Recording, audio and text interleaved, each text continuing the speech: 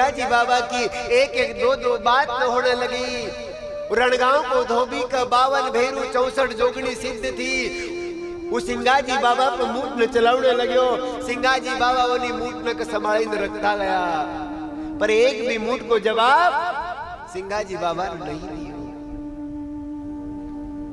359 मूठ चलाई दी धोबी ने, पर एक बार भी सिंगा जी बाबा ने क्रोध नहीं करियो।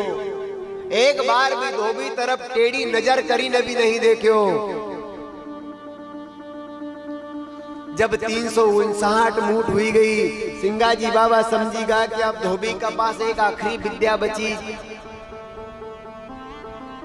सिंगा जी बाबा सारी मूठ न की पोटली बनाए और रणगांव का धोबी का पास जाए कि भाई थारा पास विद्या खत्म हुई गए, एक काम कर तू पछी ले ला फिर और चलाया कर जी। रणगांव का धोबी को लग्यो कि अरे एक मूठ अगर हम कोई पर चले देऊं तो वो की सुबह की शाम की होती, पर धन छेरे सुरा जिन 359 मूठ संभाले और वो की पोटली बनी न आई लो ले न। वो कहे कि सिंगा जी तू मका हसो मत समझे कि मारा पास विद्या खत्म हुई गई। सिंगा जी बाबा के आरु विद्या छे कही? हाँ, मारा पास अभी एक अमोघ शक्ति आरु छे। अगर कदी वाह चले दियो तो तू तो मरेगा, पर थारी साथ जो सारो जंगल भी बड़े न रात को ढेर हो जाएगा। सिंगा जी बाबा कर लगा कि भाई दादा एक काम करो, फिर वह विद्या के भी चले दियो। सिंगा जी बाबा की बात सुनी ने रणगांव को धोबी कहने लगे, नादान बालक, अरे तू जानतो नहीं वह 64 जोगनी की विद्या है, तू तो मरेगा, पर 12-12 कोस तक जंगल बड़ी न रात को ढेर हो जाएगा। सिंगा जी बाबा कर लगा कि भाई तुम्हारा पास कभी विद्या हो तो चलाओ। और वो धोबी क्रोधित हो और 64 जोगनी का आमंत्रित करे और सिंगा जी बाबा को चले दे। पर सिंगा जी बाबा को तो कुछ नहीं बिगड़तो, पर पूरा जंगल बड़ी न रात को ढेर हुई। जरा जरा सा जीव जंतु तड़पण लग्या।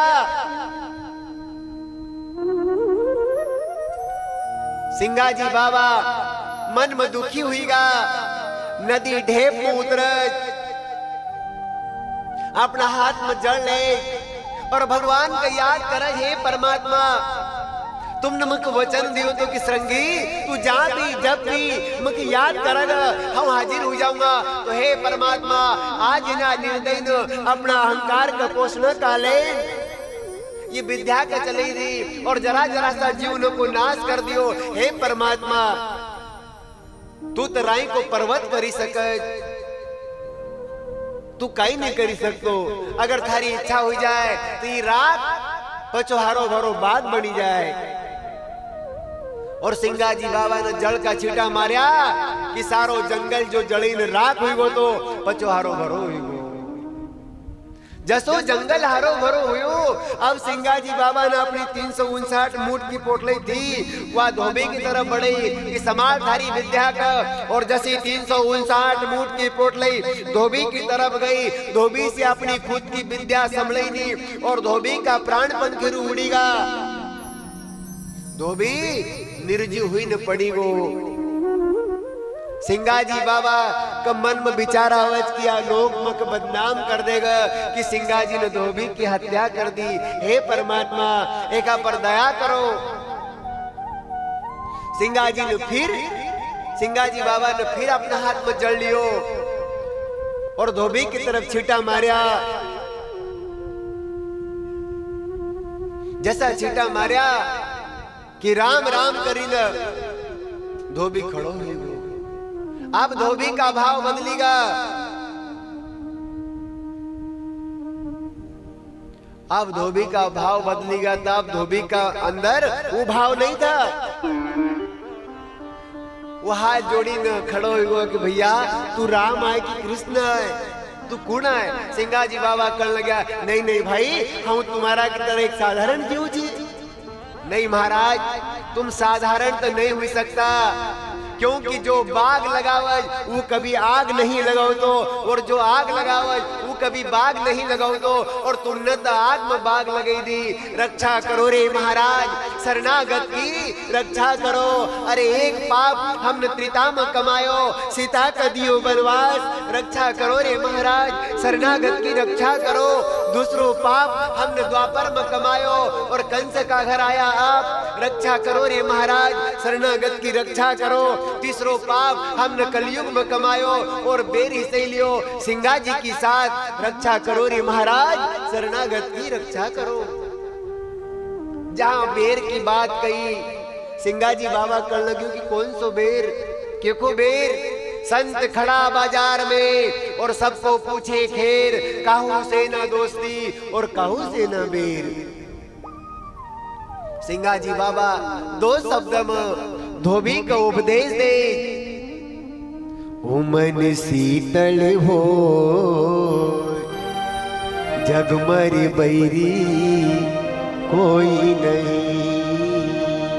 हरे मन शीतल हो जगमर बैरी कोई नहीं। लड़ता सीटलता भला जड़ता सी जड़ हो। लड़ता सिर टलता भला, अरे जड़ता सी जड़ हो। बीज गिरी रे दरियाव में, अरे जल को कहीं भी नहीं हो। जगमर बैरी कोई नहीं। हरे मन शीतल हो जगमर बैरी कोई नहीं। लड़ता सी टलता भला जड़ता सी जड़ होए। बीज गिरी दरिया में जड़ को कहीं भी नहीं होए। देखो अगर आकाश में बिजली चमकाए और वह बिजली कभी हरा भरा पेड़ पर पड़ी जाए तो पेड़ कभी बाड़े में राख कर दे, पर वही बिजली कभी दरियाओं में पड़ा तो काई बिगाड़ा के दरियाओं को। लड़ता सी टलता भला